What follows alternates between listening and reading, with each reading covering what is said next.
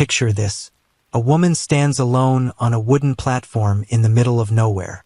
Dust swirls around the hem of her only good dress.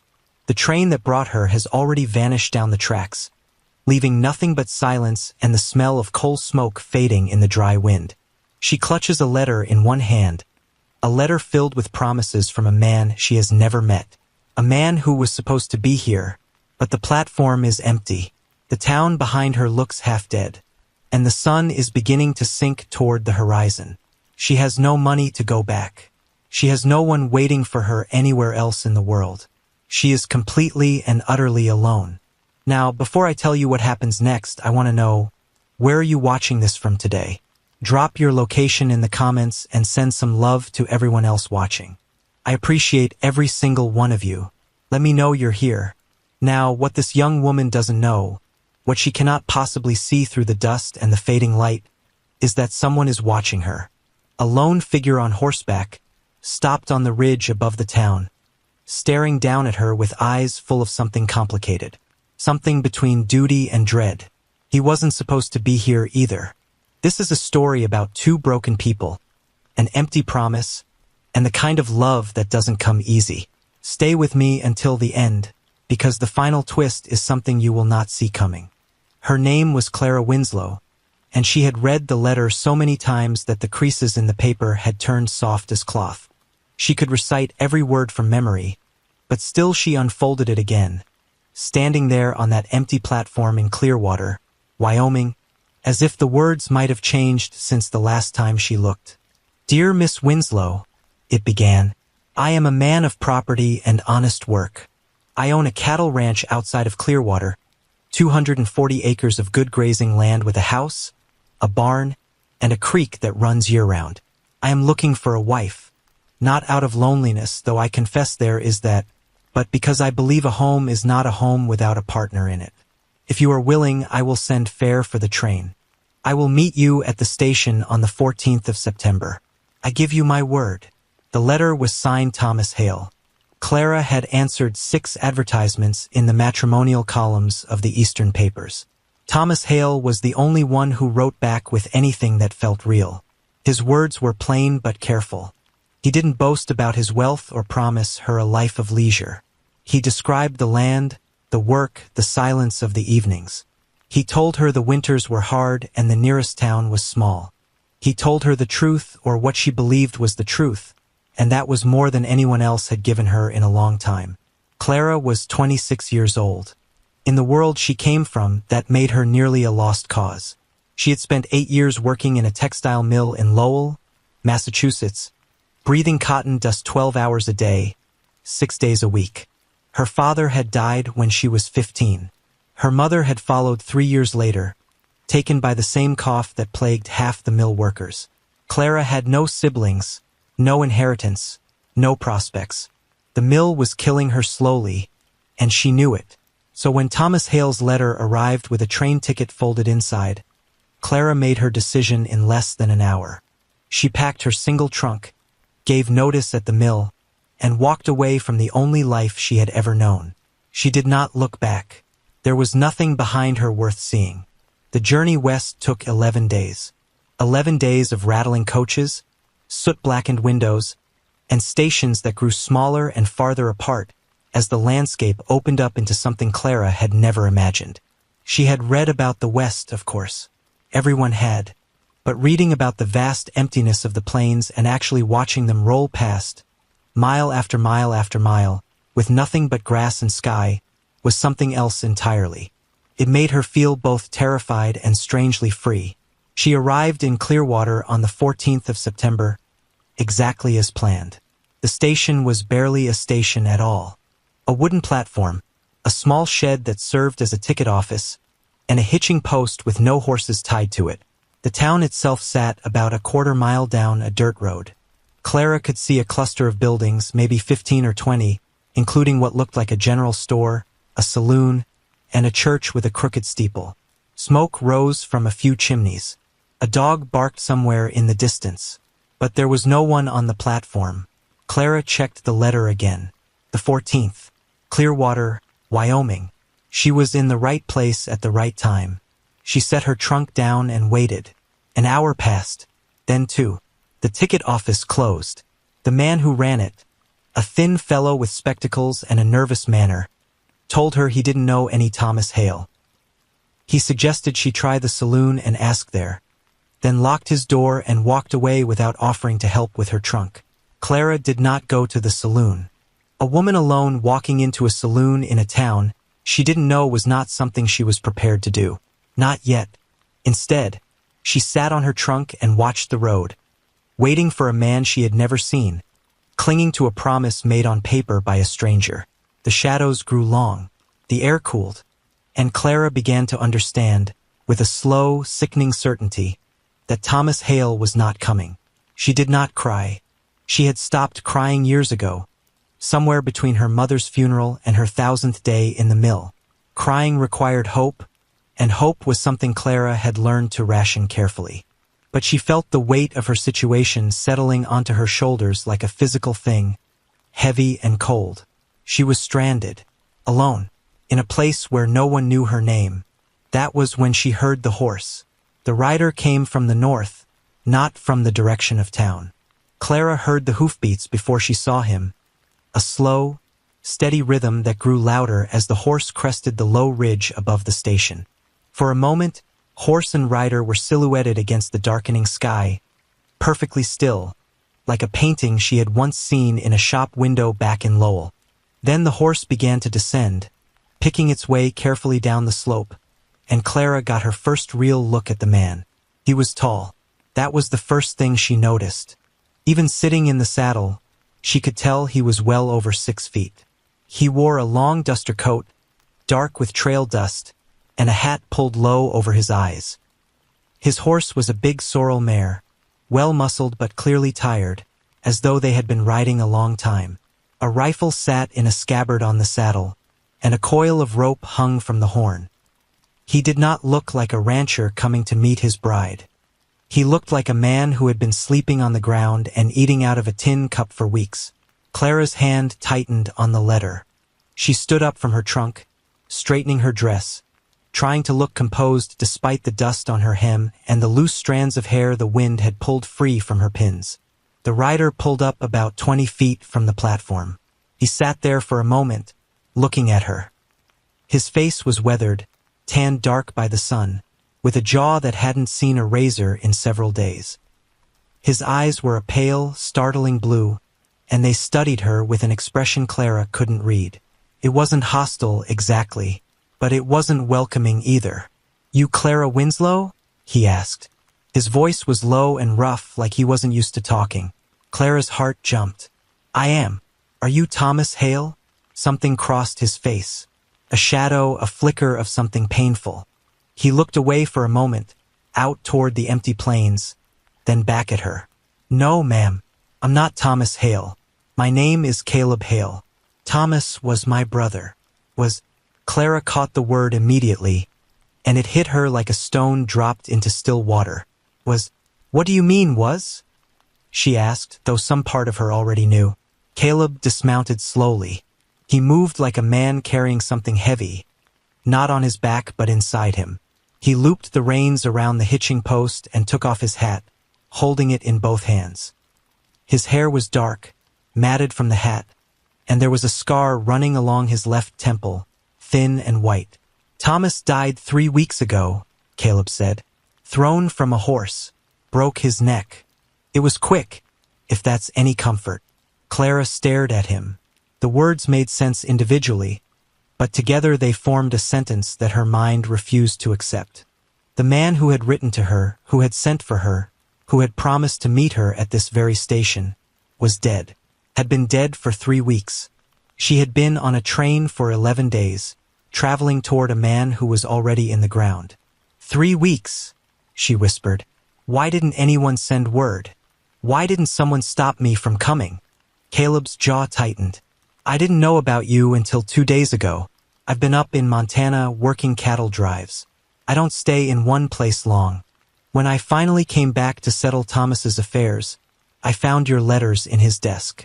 The last one said you were coming on the 14th. I rode hard to get here." He paused, looking at her trunk, then at her. "I'm sorry, Miss Winslow. I truly am." Clara felt the ground shifting beneath her, not literally but in every other way that mattered. Every plan, every fragile hope she had built over the past 2 months, collapsed in the space of a single conversation. She had burned her bridges. She had left her job, her room, her city. She had nothing to go back to and now nothing to go forward to either. "What about the ranch?" she heard herself asking. Thomas wrote about a ranch. 240 acres. Caleb put his hat back on. "The ranch is real enough, but it's in bad shape." Thomas wasn't always the man his letters made him out to be. He had debts. The herd's been scattered. Half the fences are down. The bank in Cheyenne has been sniffing around. Clara absorbed this information with the same numb calm she had learned in the mill, the ability to receive bad news and keep standing. "So what happens now?" Caleb studied her for a long moment. "That depends on you, I suppose. I can give you money for a return ticket. It's not much, but it'll get you back east. Back east. Back to the mill, the dust, the coughing, the slow death of everything she was." Clara looked down at the letter in her hand, at the promises of a dead man written in careful ink. Then she looked at the town, at the empty road, at the vast sky turning purple and orange above them. "And if I don't want to go back?" she said. Caleb's expression changed, just slightly, a crack in the stone wall of his face. "Then I don't rightly know what to tell you, ma'am. My name is Clara," she said, "and I didn't come 2,000 miles to turn around." Caleb took her to the ranch that evening. They rode in his wagon, which he'd left at the livery stable in town, with her trunk in the back and his horse tied behind.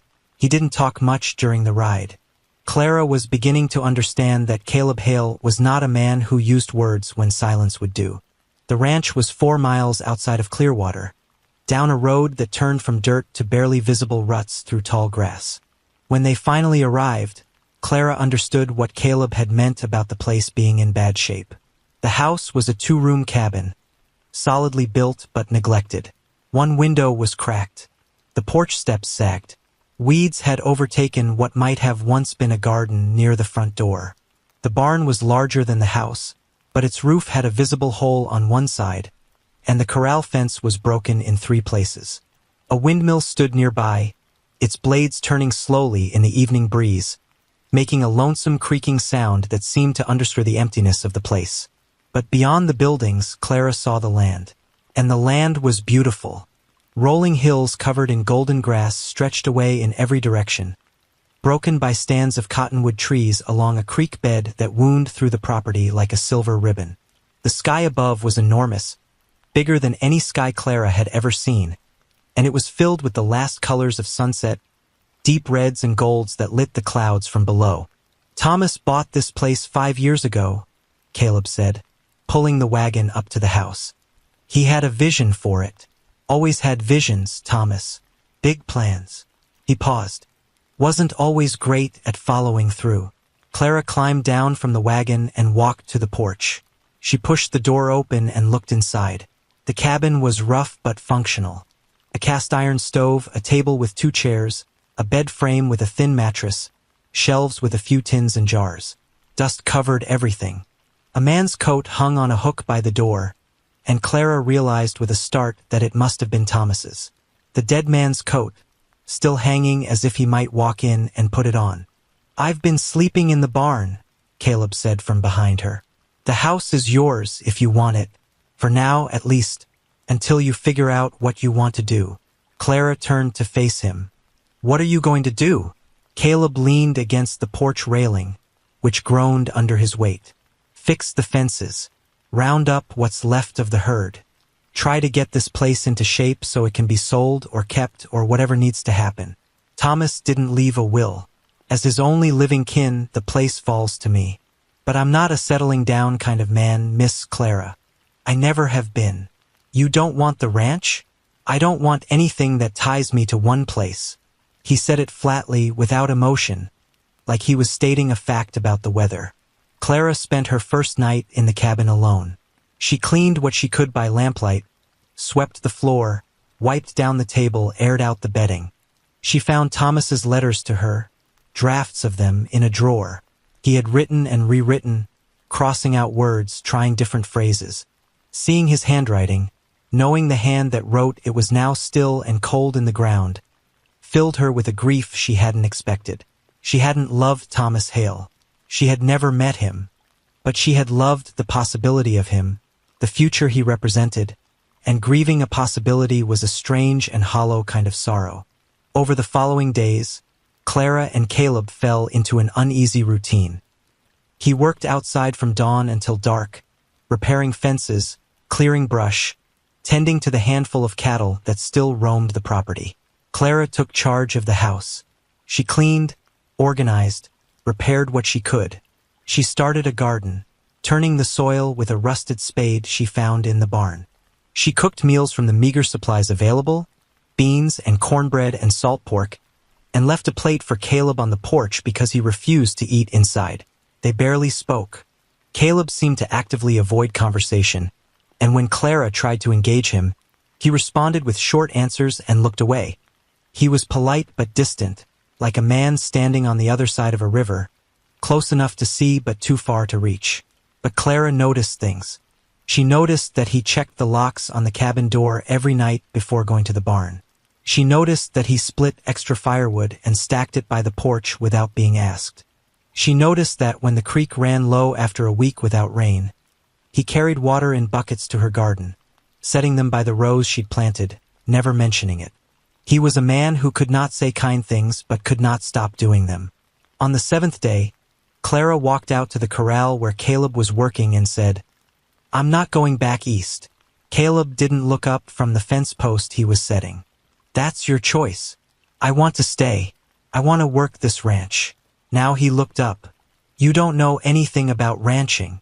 "I know about work," Clara said evenly. "I worked 12-hour days in a cotton mill for 8 years. I can learn the rest." Caleb stared at her, and for the first time, Clara saw something shift behind those pale blue eyes. Not warmth exactly, but recognition. The acknowledgement of one stubborn soul recognizing another. "All right," he said, and went back to his fence post. 2 weeks after Clara's arrival, the trouble started. Came in the form of a man named Virgil Dent. He rode onto the property one afternoon with 2 others, men who looked like they'd been hired for their size and their willingness to do unpleasant things. Dent himself was a lean, sharp-featured man in a black coat, with a thin smile that never reached his eyes. He dismounted without being invited and walked up to the porch where Clara was hanging laundry. "Good afternoon, ma'am," he said, tipping his hat. "I'm looking for the owner of this property." "The owner is dead," Clara said. She didn't like the way his eyes moved over her, cataloging her like inventory. "Thomas Hale." "Yes, I'm aware. Tragic business. I represent the Territorial Land and Cattle Company. Thomas owed us a considerable sum. We've come to discuss repayment." He pulled a folded document from his coat. "Or, failing that, to discuss the transfer of the property." Clara took the document and looked at it.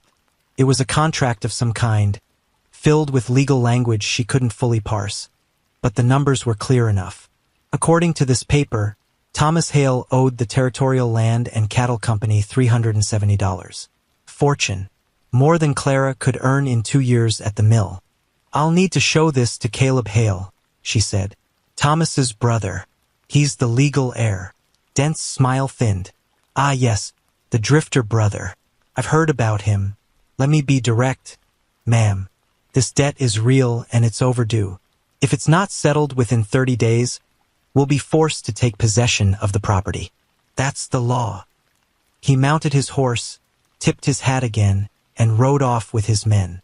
Clara watched them go, her hands gripping the laundry line until her knuckles turned white. When Caleb came in from the range that evening, she showed him the document. He read it slowly, his face darkening with every line. "This is a fraud," he said quietly. "How do you know?" "Because I know Virgil Dent. He's been buying up land all over this territory for years. He uses tricks, forged contracts, fake debts, intimidation. He tried this with a rancher up in Sheridan last year. The man resisted, and his barn burned down. A month later, Dent owned the property. Clara felt a cold knot forming in her stomach. What do we do? Caleb set the document down on the table and looked at her. For the first time, his expression wasn't guarded. It was angry, and beneath the anger, Clara saw something else. Determination. We fight, he said. The next 3 weeks were the hardest Clara had ever lived through, and she had lived through plenty. Caleb rode to Clearwater to find a lawyer and discovered that the only attorney in town was already on retainer with the Territorial Land and Cattle Company. He rode to Cheyenne, 2 days each way, and found a lawyer willing to look at the contract. The lawyer confirmed what Caleb suspected. The document was likely forged, but proving it would take time and money they didn't have. Meanwhile, Dent's men began their campaign of pressure. Fences that Caleb had repaired were torn down overnight. Cattle went missing. One morning, Clara found a dead coyote hung from the porch railing, a message that needed no translation. Clara was afraid. She would have been a fool not to be, but fear was something she had learned to carry without letting it control her. In the mill, the looms could take your fingers off if you lost focus for a second. Fear was a constant companion there, and Clara had learned to work alongside it, to acknowledge its presence without obeying its commands. She started riding. Caleb taught her, grudgingly at first, then with growing respect as she took to it with the same stubborn competence she brought to everything. She learned to saddle a horse, to ride at a trot and then a canter, to read the land for signs of trespass. She rode the fence lines every morning while Caleb worked the cattle, and she carried a rifle across her saddle, though she had never fired one. One evening, sitting on the porch after a long day, Caleb spoke more than he had in the entire time she'd known him. Thomas wasn't perfect, he said, staring out at the darkening sky. We didn't always get along. He was the dreamer. I was the one who left. After our parents died, Thomas wanted to build something. I wanted to disappear. I rode cattle drives, hired on as a ranch hand, drifted from territory to territory. I told myself I was free, but I think maybe I was just running. Clara sat beside him, close but not touching. Running from what? From being needed, he said. From owing anything to anyone. From the chance that I might care about something and lose it. He paused. Like I lost Thomas. Clara didn't say anything. She understood that kind of pain. She understood the temptation to close yourself off, to build walls so high that nothing could hurt you, and the terrible discovery that those same walls kept out everything worth having. You're not running now, she said softly. Caleb looked at her. In the lamplight from the cabin window, his eyes were no longer cold. They were searching, uncertain, and impossibly vulnerable. No, he said, I guess I'm not. The 30th day arrived with a sunrise the color of blood. Clara woke before dawn and found Caleb already outside, standing by the corral with his rifle in his hands, watching the road. He had not slept. She could see it in the set of his shoulders, the dark circles under his eyes. They'll come today, he said. Clara went inside and loaded the second rifle, the one Caleb had taught her to use during the past 2 weeks. Her hands were steady. She had fired at fence posts and tin cans until she could hit a target at 50 yards. She wasn't a marksman, but she was competent, and competence was all she had ever needed. They ate breakfast in silence. Biscuits and coffee the same as every morning. But Clara noticed that Caleb's hand shook slightly as he lifted his cup, and she realized that the bravest people were not those who felt no fear but those who felt it fully and stood their ground anyway. Dent arrived at mid-morning. He brought 6 men this time, all armed, riding in a loose formation that suggested they expected trouble. Dent himself rode at the front, wearing his black coat and that thin, empty smile. He stopped his horse at the edge of the property and called out, 30 days, Mr. Hale. Time's up. You can hand over the deed or we can take it. Either way, this land belongs to the Territorial Land and Cattle Company by sundown. Caleb stood on the porch, his rifle held casually but visibly. Clara stood beside him. Between them, they presented a picture that gave Dent pause. 2 people who looked like they had nothing left to lose. The debt is forged and you know it, Caleb called back. I've got a lawyer in Cheyenne who'll testify to that in front of a territorial judge. You want to press this, Dent? Go ahead. But you'll do it in a courtroom, not on my land. Dent's smile flickered. A lawyer in Cheyenne. That's a long way off. A lot can happen before a judge gets involved. Yes, Caleb said. It can. The moment hung in the air like a held breath. Clara felt the weight of it pressing against her chest. She counted the men behind Dent. 6 plus Dent himself. 7 against 2. The math was bad. But then something happened that neither Clara nor Caleb had expected. From behind them, from the direction of town, came the sound of horses. Clara turned and saw riders approaching, not in a threatening formation but in the loose, casual way of men who knew where they were going and why. She counted them as they drew closer. 4, 5, 8, 12. 12 riders, and at the front was the thin man with spectacles from the train station, though now he sat a horse with surprising ease and carried a shotgun across his pommel. Behind him came the owner of the general store, the blacksmith, 2 ranchers Clara had met briefly in town, and half a dozen other men and women she recognized from Clearwater. They rode up and spread out along the fence line, forming a barrier between Dent's men and the ranch. The man with spectacles, whose name was Harold Finch, nudged his horse forward. "Morning, Virgil," he said pleasantly. "Heard you were planning to visit the Hale place today. Thought we'd come along and make sure everything was done proper and legal." Dent's face went rigid. "This is a private matter." "No, sir, it isn't," Harold said. "This is a community matter. The Hale Ranch is part of Clearwater, and Clearwater looks after its own. We've seen what you've done in other towns, Dent. We've seen the burned barns and the forged papers and the families run off their land. It's not happening here." Clara watched Dent calculate. She could see it in his eyes, the cold arithmetic of a man weighing force against resistance, profit against risk. He looked at the townspeople, at their weapons, at the resolve on their faces. He looked at Caleb standing firm on the porch. He looked at Clara with a rifle she was clearly prepared to use. "This isn't over," Dent said. "Yes, it is," Caleb replied. Dent stared at him for a long moment. Then he turned his horse and rode away. His men followed.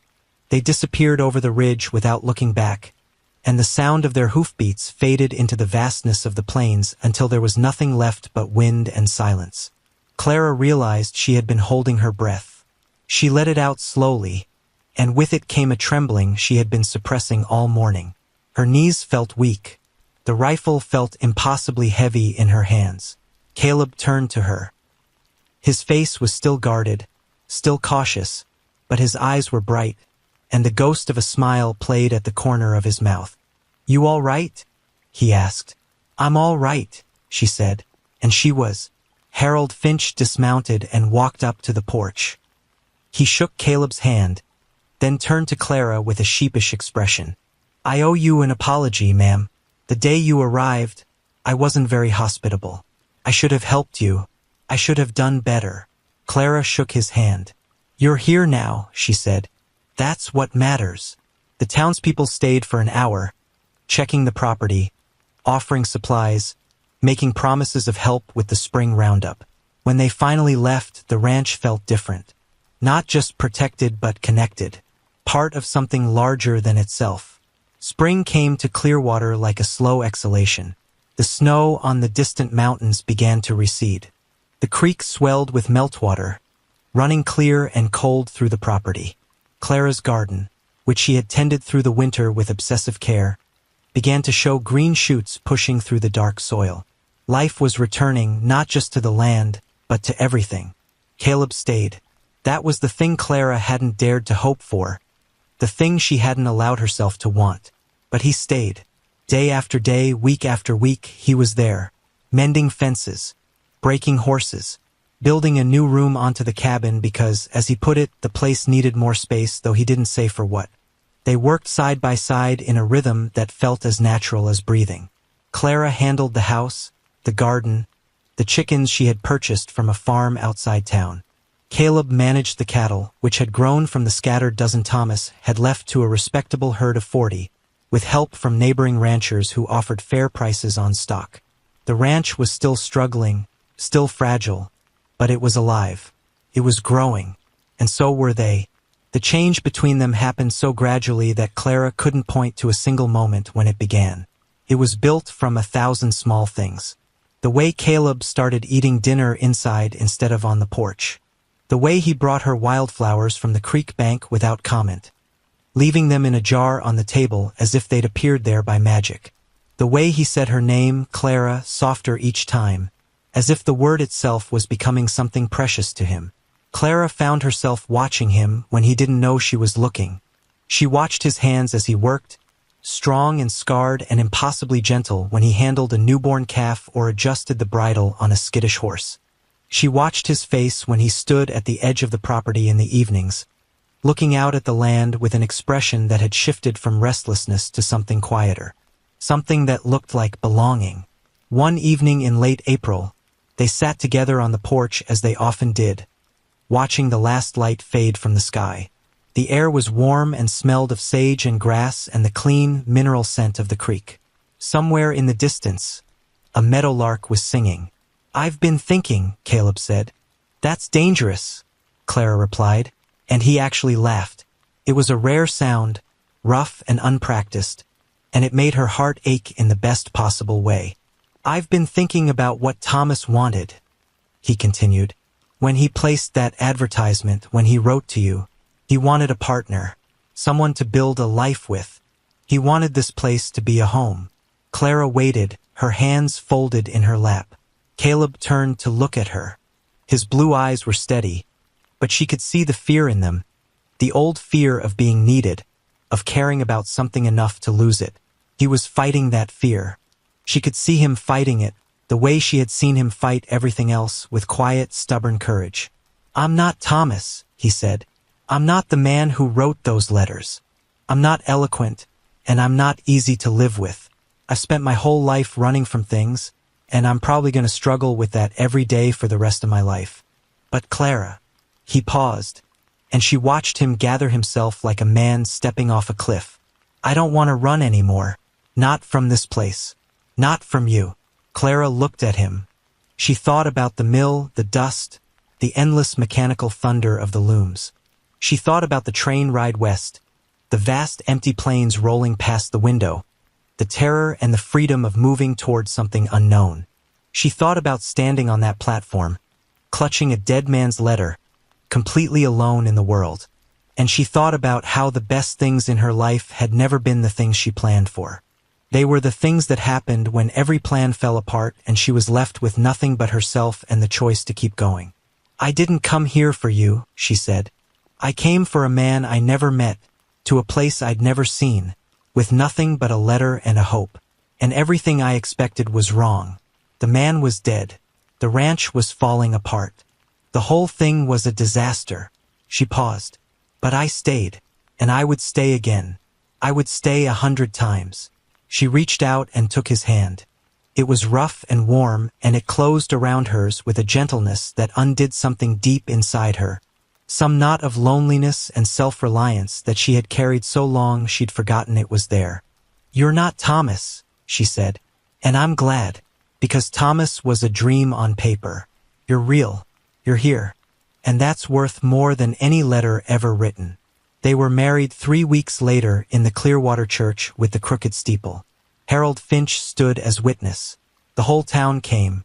Clara wore her only good dress, the same one she'd worn on the platform the day she arrived, and Caleb wore a clean shirt and a tie that he kept pulling at uncomfortably until Clara reached up and straightened it for him. And the look on his face when she did made every woman in the church reach for her handkerchief. After the ceremony, they rode back to the ranch in the wagon, just as they had the first night. But this time Caleb talked. He talked about the plans he had for the place, the new fencing, the cattle breeds he wanted to try, the barn roof that needed patching before winter. He talked about the future as if it were something real, something solid, something worth investing in. And Clara listened, watching the golden grass roll past, feeling the warmth of the sun on her face and the steady presence of the man beside her. When they arrived at the ranch, Clara stopped at the gate and looked at the property. The cabin with its new room, the mended fences, the garden in full bloom, the herd grazing peacefully in the distance, the creek catching the last of the sunlight. It wasn't what she had imagined when she boarded that train in Lowell. It wasn't what Thomas Hale had promised in his letters. It was better. It was real. It was earned with sweat and stubbornness and the terrifying willingness to stay when everything in the world was telling you to run. "Welcome home," Caleb said, and Clara smiled, because for the first time in her life, she knew exactly what those words meant. And there it is. A woman who lost everything found something she never expected. A man who spent his life running finally found a reason to stand still. And a ranch that was falling apart became the foundation of something unbreakable. Sometimes the life you plan for isn't the life you're meant to live. Sometimes the greatest love stories begin with a broken promise on an empty train platform. If the story moved you, if you felt something in your chest during that final scene, then do me a favor. Hit that like button, subscribe if you haven't already, and leave a comment telling me, what would you have done if you were Clara? Would you have stayed, or would you have taken that return ticket? I read every single comment, and I cannot wait to hear what you think. Until next time, keep your heart open and your spirit wild. I'll see you in the next story.